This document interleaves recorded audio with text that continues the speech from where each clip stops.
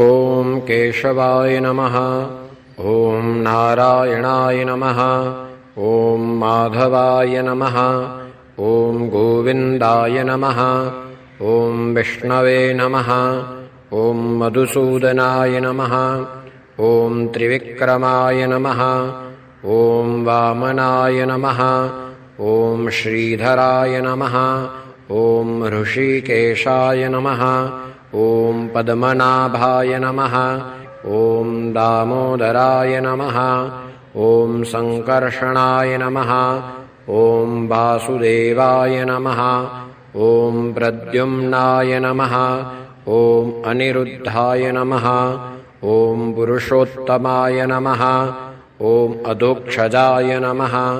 ॐ नारसिंहाय नमः।